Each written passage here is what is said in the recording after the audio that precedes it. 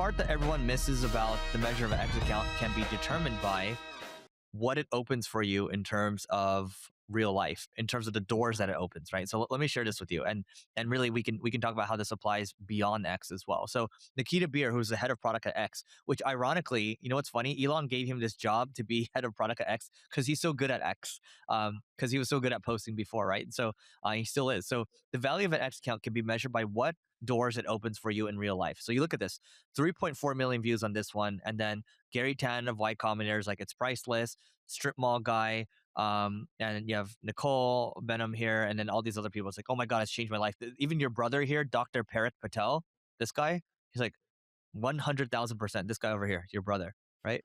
So anyway, all that to say is that I think about this, Neil.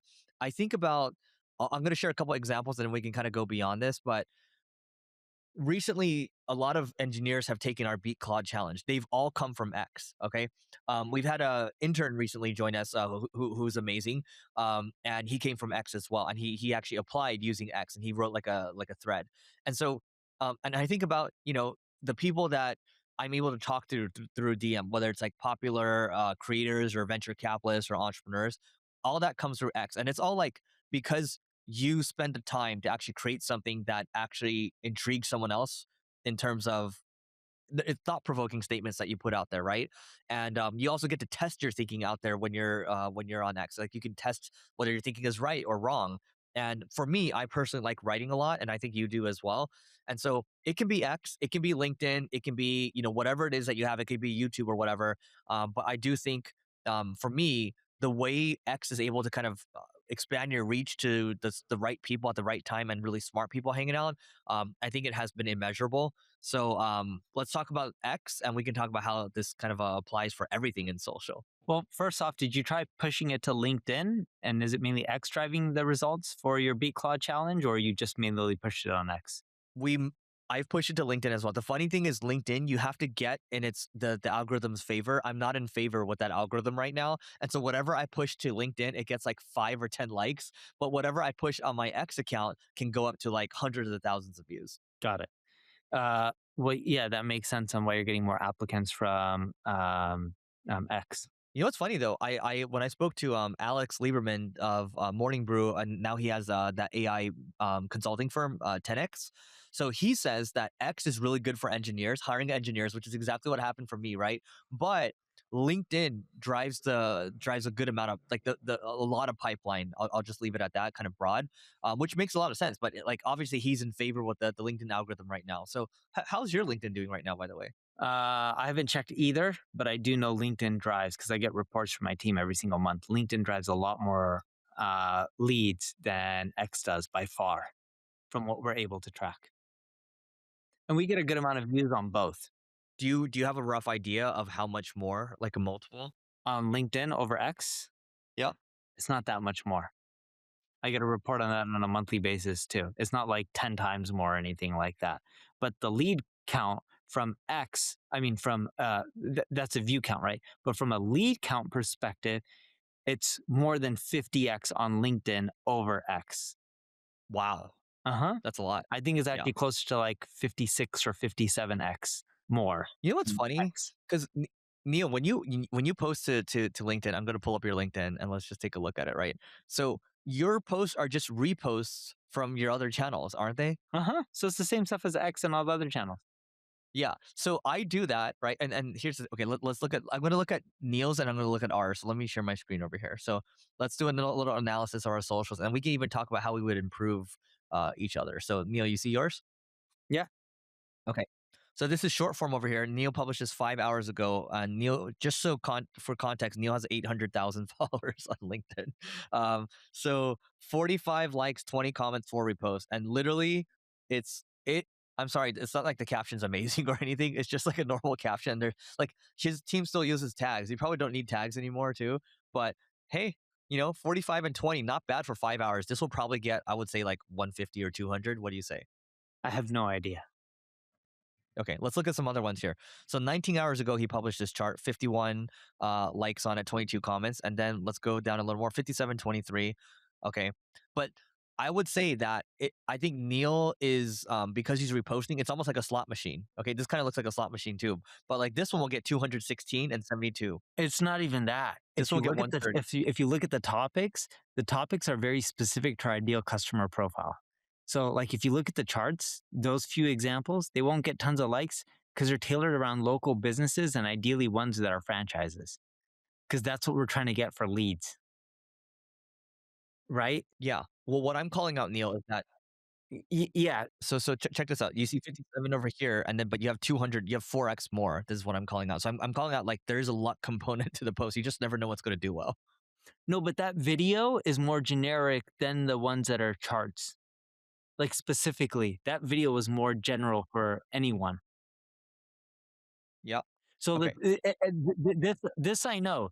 Those charts that are very specific, that are industry related, drive more revenue than the stuff that gets like 5, 10 times more likes. Oh, this is a YouTube video. That's why. Correct. It's more generic. The charts are for a webinar that is specifically around franchises. Yep. Okay. So let's continue. I want to look at more over here. So this is more about AI overviews, right? How to show it more. Okay. And that's commercial terms. That's not just and the reason I'm cutting you off here is I want everyone to understand. Like, if you look at that, how often are ads showing up in AI overviews for commercial terms, right? This would be e-com, people selling services. So I'm trying to target people who are specifically my ideal customer. This is more e-com Yeah. than general. And what we found is when we get very specific, like the other ones were like franchises and multi-unit location local businesses, we generate way less likes, but we generate substantially more revenue than something like it's 1,000 likes. Yeah, so let me just simplify this for everyone. So really what Neil's saying is okay, some of the content might be wider TAM. Okay, you have Sam Altman in there, you have Elon Musk in there, and some of it might be a smaller TAM, but they have more money and it's in his ICP. That's what he's targeting. And so the engagement might be lower for like commercial terms or things like that. We're talking about small business franchises, right? So by the way, like I'm looking through this, I'm sure you have one. I'm gonna look for one that just really took off 184, 75, 179 or so. Um, I think if there's anything to call out, it doesn't hurt you to repost these things. And I think you're posting what, like 3 times a day or something like that? Is No, that what it is? two times. Well, we're about to kick it up to Oh, three look at this one. times. This is a YouTube video that Neil published. This one got 500 likes on it. Okay, so he tracked which brands show up in ChatGPT. Obviously, this is a wider audience, and this is like a breakdown of how ChatGPT is showing up in search, I think, or citations. So anyway, all that to say, I'm just gonna look at today and the last 24 hours. So 5 hours ago, you posted one. Okay, 19 hours ago, you posted one. 22. So in a 24-hour period, you posted three. That's what it is. Yeah, but if you just break it down, we just post 2 times a day. We post morning and Okay. afternoon. And by the way, like I wouldn't even when people say, "Oh, like you should make sure that maybe you're only posting 3 times a week for the LinkedIn algorithm because they don't like you posting that much." I don't know, man, because you're posting twice a day. So Uh-huh. But what we found is if I post more wide audience stuff, and I know Eric used the TAM, TAM stands for total addressable market, but it can be interpreted in a few different ways. There's TAM like more population. Okay. We don't focus on what appeals to to a bigger number of people. We focus on TAM that is more dollar oriented. So we optimize for what will drive the most revenue. Because if you look at, let's say, franchise businesses that need marketing, there's not as many businesses out there that are actually franchises. I'm not talking about a Domino's, like one actual Domino's. I'm talking about Domino's, the parent company, right? That's who we would be targeting. Or Everbowl, the acai bowl company that our mutual friend owns. And when you post content like that, we do not get the amount of views compared to the more generic stuff that's quote unquote more beginnerish marketing. But what we find is it drives a lot more revenue. yeah, this is funny because we do get leads from LinkedIn, but you you look at what we're posting here.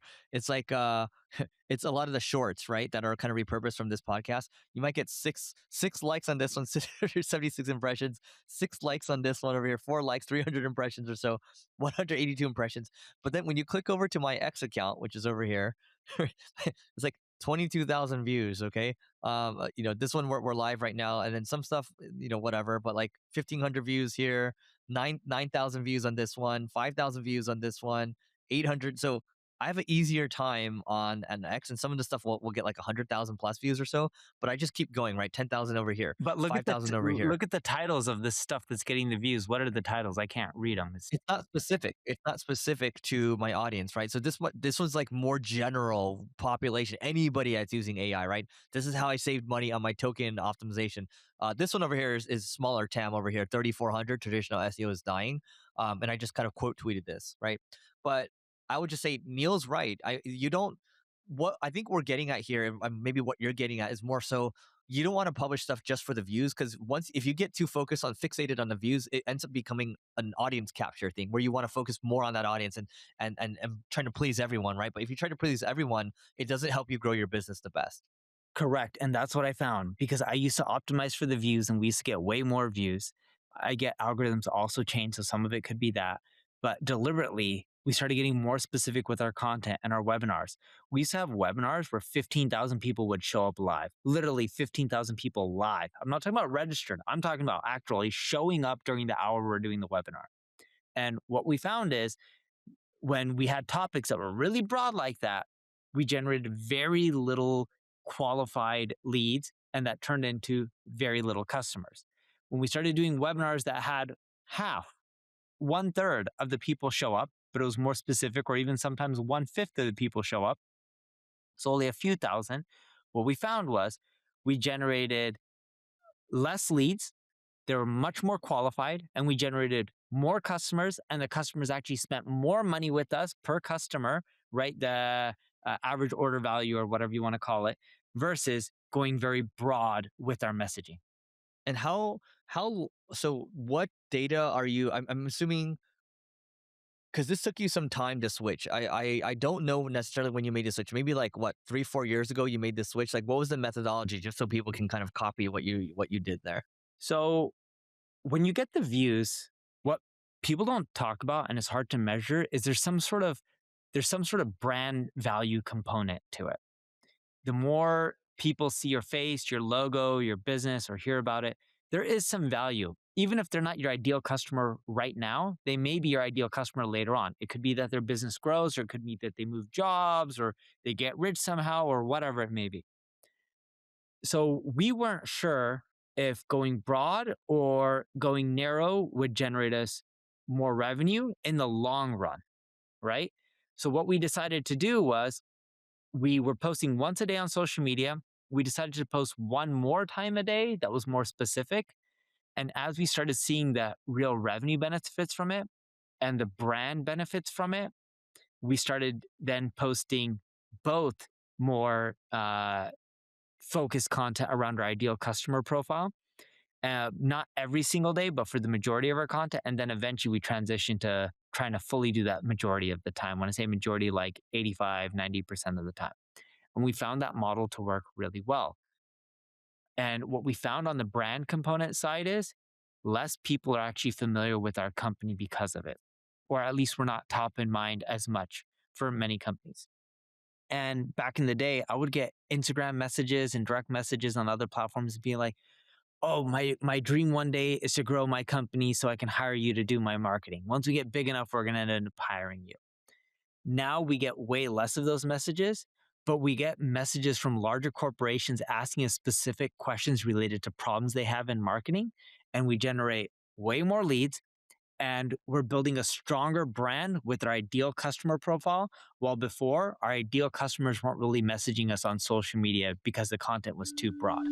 Just a quick break. If you want to run LinkedIn personalized ads and landing pages, you can't do it on LinkedIn ads right now, but you can do it with Karrot. It's www.karrot, that's Karrot.ai. Again, Karrot.ai, and we'll see you on the other side. Yep. So I think at a very meta level here for everyone to think about is you really have to understand the business that you're in. And again, like we've seen mutual friends, Neil, that have just chased the views to the end of the earth, and they become very popular influencers, so to speak, and they have millions and millions of followers. But it distracted them from their main business, and their main business kind of looks like a Frankenstein now. Yeah. I agree. Yeah. I've tried chasing the views. Eric's friends, I've had dinner with some of Eric's friends and be like, "Oh, I read your article. You know, the one you wrote on like what flying business class or how you spent all this money on Tom Ford and, you know, fancy clothing companies and what it did. That was so cool." Like, no joke. Some of those articles got millions and millions and millions of views, and so many people would stop me on the street, be like, "Oh, I read the article about you know, buying more designer clothes." Didn't generate crap in revenue. And at the end of the Is day, that the I'm in guy you business to met make at my money. mom's funeral? The what? Did you meet this guy at my mom's funeral? The one that said that he read your article? No, this was when we were in Vegas and we did lunch at Aria, and you were gambling before dinner because our Oh, no, no, reservations were that a was little bit dinner. late. That was dinner at Aria. Dinner at, Catch or something. I don't know where the Yeah. dinner was, but It yeah, was dinner with my high school friends. It was a bunch of girls, right? yes. This is Yeah, yeah, yeah. years ago, like more than 10 This is years a long ago. time ago. It was like close to 10 years or over 10 years ago. Uh-huh. Um, anyway, so that aside, let's move on to the next thing. Neil, you'll like this one because I've been sending Neil these stock charts where these things are going parabolic. So I want to emphasize this is not financial advice. I'm going to show you a couple of things over here. And funny enough, Neil, I told someone yesterday. I showed him these stocks and he immediately told his wife to go buy them. I was like, hey, it's not on me, man. Okay, so I'm gonna I want to talk about how this AI stock is up 1100%. There's another one that's up 5000% year on year, and what this tells you about business and marketing. Okay, so there's a business and marketing lesson here. Let me go into it right now. So check out my screen. So this guy over here. All right, I'm going to share my window. So what is the smallest object, Neil, that if it stopped being made tomorrow would freeze the entire AI industry by Friday? Just give me a quick answer. Do you know what it is? Memory. No. It's a polished piece of indium phosphide, the size of a coaster, grown in a furnace over 2 weeks, made by exactly two companies in the world that are not Chinese. It's not a chip, it's not a GPU, it's not a model, okay? So check this out. It's this thing over here. You see this? So this Little thing is circle. extremely rare. Again, there's only yeah, it's a circle, right? So that's what Neil sees on the screen. So this guy over here has done a lot of research on indium phosphide. I think I'm pronouncing that right. But 2 years of pulling on the story brought me back to the same conclusion. The 2026 to 2030 AI build out is gated by four physical constraints and almost nothing else. Okay. Number one is indium phosphide wafers, two credible non-Chinese suppliers in the world, which we just showed you. Advanced packaging, four companies on Earth that matter. Power, okay, industrial gas turbines sold out into 2030, three vendors at scale. And you have critical minerals. Chinese pause on gallium, germanium, and antimony. I don't know if I pronounced that correct. Export controls expires November 27, 2026. So let me show you something, Neil. Do you see this? Yes, AXT Inc.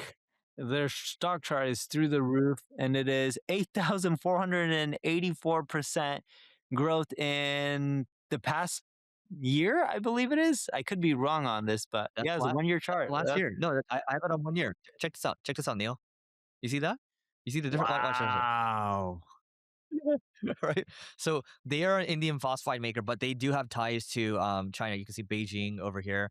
But isn't this okay? Now I'm gonna show you one more. This is one of the other What's their ones, right? revenue? Is it grown like crazy? Let's go back to the other one. What's their revenue?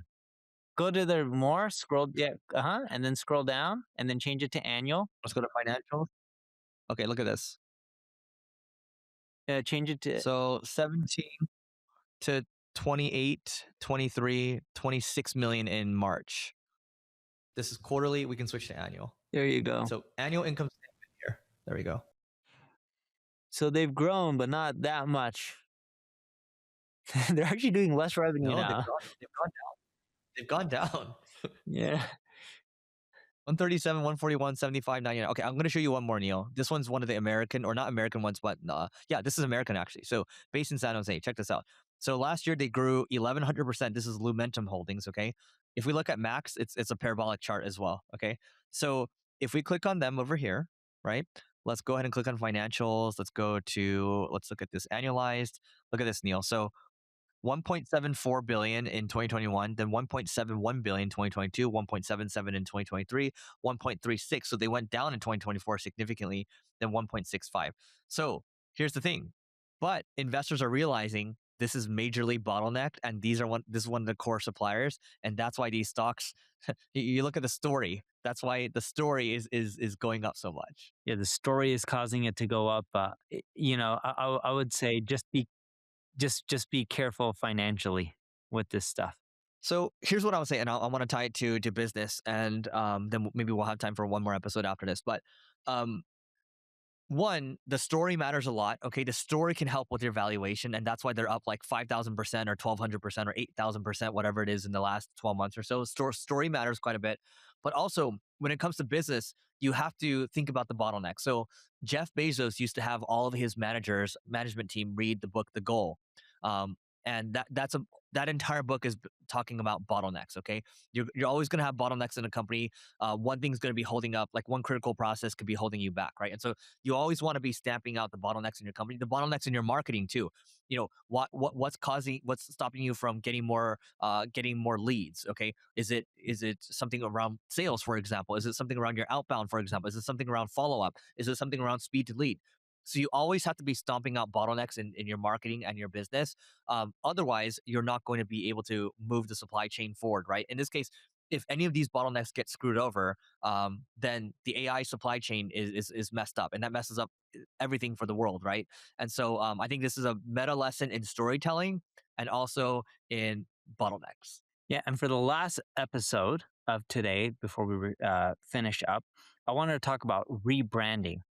Sometimes it's actually worth changing your name, and we'll use Eric as an example for this segment.